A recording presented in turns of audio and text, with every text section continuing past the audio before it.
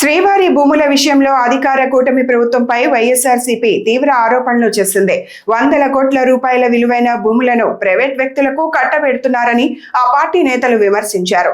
రైతులు సాగు చేసుకుంటున్న సుమారు 600 కోట్ల విలువైన భూములను పర్యాటక శాఖకు తక్కువ ధరకే విక్రయించే ప్రయత్నాలు జరుగుతున్నాయని ఆరోపిస్తూ దళిత రైతుల ప్రయోజనాలను ప్రభుత్వం పట్టించుకోవడం లేదని మండిపడ్డారు. ఫ్రీ హోల్డ్ పేరుతో ఎకరాకు 90 లక్షల రూపాయల చొప్పున భూములను విక్రయిస్తూ భవిష్యత్తులో కోట్ల రూపాయల విలువ పెరిగే అవకాశం ఉన్న భూములను తక్కువ ధరకు అప్పగిస్తున్నారని ఆరోపించారు. ఈ వ్యవహారంలో భారీగా అక్రమ లావాదేవీలు లబ్ధి చేకూర్చే ప్రయత్నాలు జరుగుతున్నాయంటూ తీవ్ర విమర్శలు చేశారు. అలాగే అమ్మవారి ఆలయాల సమీపంలో స్పా సెంటర్లు, స్టార్ హోటళ్లు, హోమ్ స్టేలు ఏర్పాటు చేయడంపై కూడా వైఎస్ఆర్సీపీ అభ్యంతరం వ్యక్తం చేసింది. నారా లోకేష్ నైతిక బాధ్యత ధర్మేంద్ర ప్రధాన్ లాగా వహించి రాజీనామా చేయాలా? ఒక్కొక్క ఉద్యోగానికి 20 లక్షల రూపాయలు పైగా దండుకున్నారు ఈ ప్రభుత్వ పెద్దలు అని సాక్ష్యాధారాలతో మా నాయకుడు జగన్మోహన్ రెడ్డి గారు నిరూపించటం జరిగింది. దాని మీద ఆయన రాజీనామాను కోరుతూ నారా లోకేష్ అలాగే సిబిఐ ఎంక్వైరీ వెయ్యాలన్నటువంటి డిమాండ్తో కలెక్టర్ ఆఫీసులకు విజ్ఞాపన పత్రం ఇవ్వటంతో మా నిరసన కార్యక్రమాలు ప్రారంభమయ్యాయి.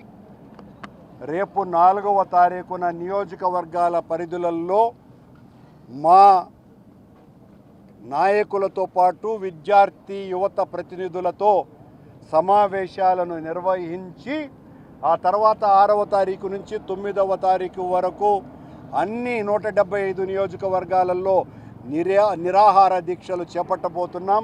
విద్యార్థినులతో యువతతో అందరితో కలిపి ఆ తరువాత దీని మీద చాలా పెద్ద ఎత్తున ఆందోళన కార్యక్రమాలు చేయబోతున్నాం. అలాగే సిగ్గుపడాల నారా లోకేష్ అనేటువంటి వ్యక్తి ఇంత అక్కడ తప్పు జరిగింది, అవినీతి అన్నటువంటి ప్రస్తావన పెద్దగా రాలా. ఇక్కడ 16,000 ఉద్యోగాలు 20-30 లక్షలకు అమ్మేసుకున్నారు. 421 స్పోర్ట్స్ కోటాల ఉద్యోగాలలో దొంగ సర్టిఫికెట్లు సృష్టించి క్రీడా సంఘాల అధిపతులు ఎవరురా అంటే కోన రవికుమార్ ఆముదాల వలస ఎమ్మెల్యే, ఆయన సాఫ్ట్ బాల్కి జూడోకి ఆ ఎంపీ నారా లోకేష్ గారి కో బ్రదర్ భరత్ ఒక జూడో సంస్థకి వాళ్ళు నాయకులు. ఆ 2 ఉద్యోగాలకు ఆ 2 స్పోర్ట్స్కు సంబంధించి దాదాపు 90 ఉద్యోగాలు ఇచ్చేసినారు. దొంగ సర్టిఫికెట్లు సృష్టించినారు.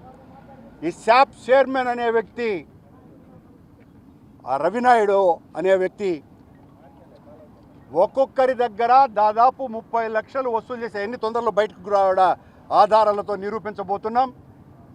ఇంత దుర్మార్గంగా పోస్టులు అమ్ముకున్నటువంటి పరిస్థితులలో నారా లోకేష్ ఖచ్చితంగా ఆయన గారు రాజీనామా చేసి తమ నైతికను నిరూపించుకొని సిబిఐ ఎంక్వైరీ వేసి తాము తప్పు చేయకపోతే తప్పు చేయలేదు అని సిబిఐ నిర్ధారిస్తుంది.